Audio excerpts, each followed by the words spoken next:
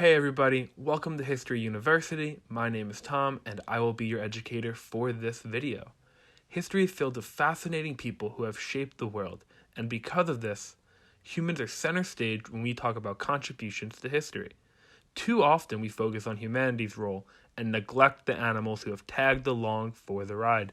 Today, I'm going to shed light on 5 historic animals I would like everyone to know. First up is Ham the Astro Chimp. In 1961, Yuri Gagarin did the unthinkable by becoming the first human to ever go into outer space. Despite being the first human in space, Gagarin was not the first hominid. That title was earned by our friend, Ham the Astro Chimp. Ham was born in 1957 in Cameroon. He was captured by animal trappers and sent to Rare Bird Farm in Miami, Florida. In 1959, he was purchased by the United States Air Force and brought to the Holloman Air Force Base in New Mexico. Before his mission into space, he was given the name Number 65. This was done to avoid any bad press of any potential harm done to a named chimp. It wasn't until he successfully returned did he receive the name Ham. The name Ham has 2 meanings. It is an acronym for Holloman Aerospace Medical Center, and it is to honor Lieutenant Colonel Hamilton Ham Blackshear. From the age of 2, Ham started working with neuroscientist Joseph Brady. He was taught to push a lever within 5 seconds of seeing a flashing blue light. If he failed to do so, he would receive an electric shock, but if he did it correctly, he was rewarded with a banana pellet. After 2 years of training, Ham was ready for his mission. On January 31st, 1961, he launched from Cape Canaveral in Florida on a suborbital flight. Throughout the mission, Ham's tasks and vital signs were monitored by computers on Earth. The capsule suffered a partial loss of pressure during the flight, but Ham's spacesuit prevented him from suffering any harm. Ham was able to successfully push the proper levers during the flight, which was insightful to the scientific community because prior to the flight, it was uncertain of the exact effect gravity would have on the operator in a spaceship. Ham achieved the impressive accomplishment of becoming the first ever hominid to go to outer space. His flight lasted a total of 16 minutes and 39 seconds. He successfully finished his mission when he landed his capsule in the Atlantic Ocean. He was picked up later that day by a rescue boat. During the entire mission, the only injury he suffered was a bruised nose. Ham spent the rest of his days in the North Carolina Zoo and the National Zoo in Washington, D.C. His remains are split up between the International Space Hall of Fame and the National Museum of Health and Medicine. The next animal on my list is Wojtek the bear. In 1942, the Polish Army of the East, also known as the Anders Army, left the Soviet Union for Iran. At a railroad station, the Polish soldiers encountered a young boy who had found a cub whose mother was shot by hunters. Lieutenant Anatel Tarnowski purchased the young cub and brought him to a Polish refugee camp near Tehran. The bear was then donated to the 22nd Artillery Supply Company and was named Wojtek by the soldiers. Wojtek is a nickname for the Slavic surname Wojcia, which translates to Happy Warrior. Wojtek assimilated with the troops very well. He was often rewarded beer, which became his favorite drink. He also liked to smoke and sometimes eat cigarettes, as well as drink a morning coffee. When it was cold outside, he would sleep with the soldiers to keep them warm. He was a playful animal that would wrestle with the soldiers and salute them when greeting them. He would eventually become the unofficial mascot of the Polish troops in Iran. Wojtek was officially drafted into the Polish army as a private and was assigned to the Italian campaign. He received his own paybook, rank, serial number, and even lived in tents with other men during his enlistment. During the Battle of Monte Cassino, Wojtek helped his unit by carrying 100-pound crates of artillery shells and never dropped any of them. It is believed that Wojtek would copy other soldiers when he would carry the crates, so he didn't necessarily understand how to take orders, but he was able to mimic what he saw. His service in Monte Cassino eventually earned him a promotion to the rank of corporal. At the end of the war in 1945, Wojtek was transported to Scotland with the rest of the 22nd Company. Wojtek soon became popular among civilians and the press, and the Polish-Scottish Association made him an honorary member. After the demobilization of troops, Wojtek was moved to the Edinburgh Zoo, where he lived out the rest of his life. He became a media star and would often make appearances for the BBC. He is immortalized today by the multiple statues of him that can be seen throughout Europe.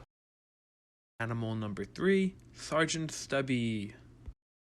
In 1917, Stubby was found wandering the campus of Yale University while the 102nd Infantry was training. Corporal James Robert Conroy had a special affection for the dog. When the troops were shipping out, Conroy hid Stubby in his jacket while on board the ship. Conroy's commanding officer found Stubby, he saluted the dog, and allowed him to stay on board. Stubby served with the 102nd Infantry Regiment for 8 months in France. In his first battle, Stubby was injured by mustard gas. Once he recovered, he returned with a special gas mask. He learned how to warn his units of poison gas attacks and how to locate wounded soldiers in undisputed territories known as no man's land. Stubby was able to hear the noise of incoming artillery shells before humans, which made him a great leader in alerting his unit to duck for cover. In the war, he was solely responsible for capturing a German spy, which earned him the rank of sergeant.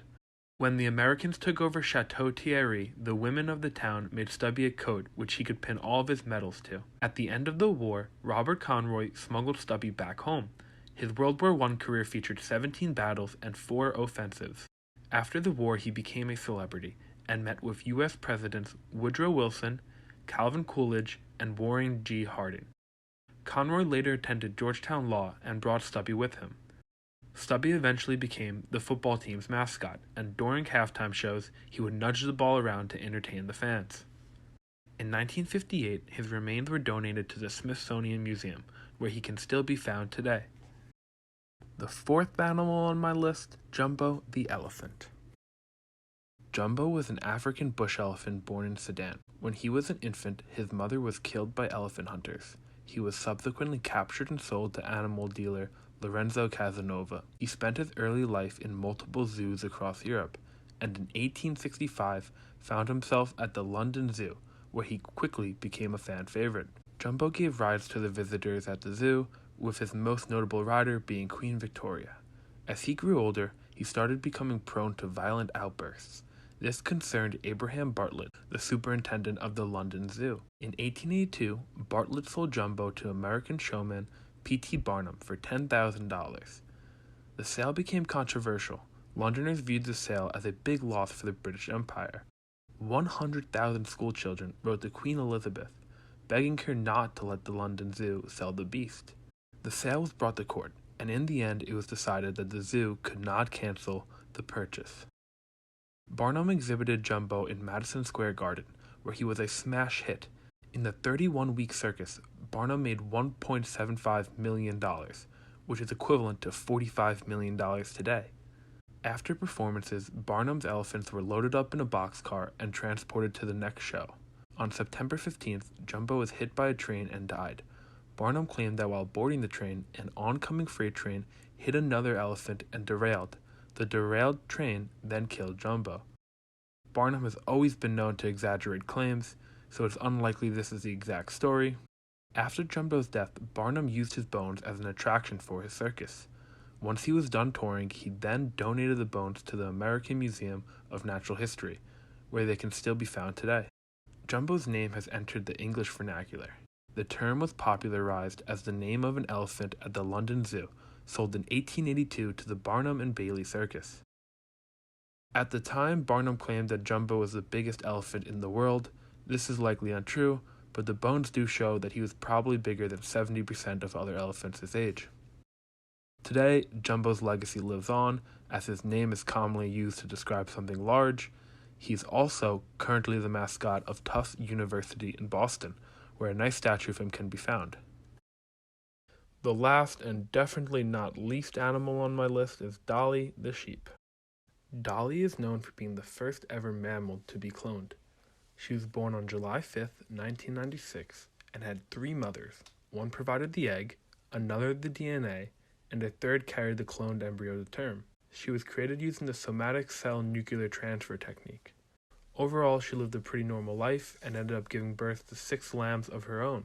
As she grew older, her health deteriorated and she was euthanized at 7 years old. The average lifespan of a sheep is between 10 to 12 years old. Many people ended up believing that her declining health was due to her being a clone, but this was proved to be false. In 1996, Dolly became the only lamb that survived to adulthood from 277 attempts. Ian Wilmot, who led the team that created Dolly, announced in 2007 that he does not believe that a nuclear transfer technique could work properly in humans. But over time, the science of cloning has evolved tremendously. By 2014, Chinese scientists reported a 70 to 80% success rate in cloning pigs, and in 2017, the Chinese were the first to clone a primate species when they created 2 identical clones of a single monkey. In 2009, scientists were able to clone the Pyrenean ibex, which went extinct in the 2000s. Humans are now capable of bringing back extinct species so long as their DNA is properly preserved. Species revivalism and human cloning are considered more controversial than cloning normal animals.